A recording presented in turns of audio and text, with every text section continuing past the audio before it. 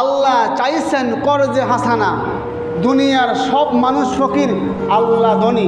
দুনিয়ার সব মানুষ গরিব, আল্লাহ ধনী। বলেন কে ধনী? আল্লাহ ধনী হওয়ার পরেও কেন আল্লাহ চাইলেন কর্জে হাসানা? আল্লাহ না বলছেন সূরা মুজাম্মিলে, ওয়া আকরিদুল্লাহ করদান হাসানা, আমাকে কর্জে হাসানা দাও। আল্লাহ ধনী, এরপর আল্লাহ বাস কেন চাইলেন কর্জে হাসানা? আল্লাহকে কর্জে হাসানা দেওয়া কেন? এটা বলেছেন এখানেই, এতিম মিসকিন অসহায় গরিব মানুষকে কর্জে হাসানা দান সদকা দেওয়া। এতিম মিসকিনকে দান করা মানে কাকে দেওয়া? আল্লাহকে দেওয়া। এতিমকে দেওয়া মানি আল্লাহকে দেওয়া, গরিবকে দেওয়া মানি আল্লাহকে দেওয়া। এতিমের খেদমত করা মানি আল্লাহর খেদমত করা।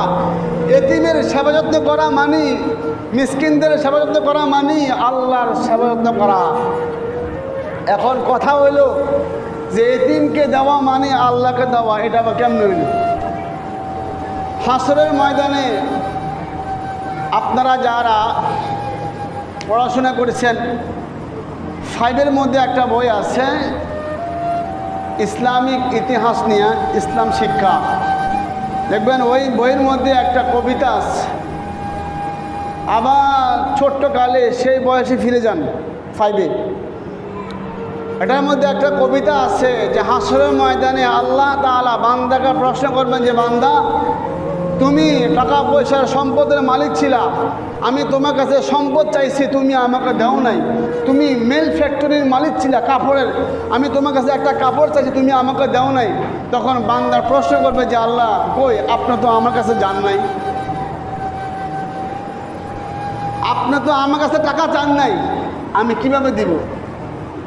আল্লাহ উত্তর দিবেন, ওই যে তোমার কাছে অমুক দিন অমুক মাসে অমুক শুক্রবারে অমুক দিনে সকালবেলায় দুপুরবেলা রাত্রেবেলায় একজন এতিম গেছিল, একজন অসহায় গেছিল, গরিব গেছিল সাহায্যের জন্য, তাকে দেওয়া মানে আমাকে দিতা।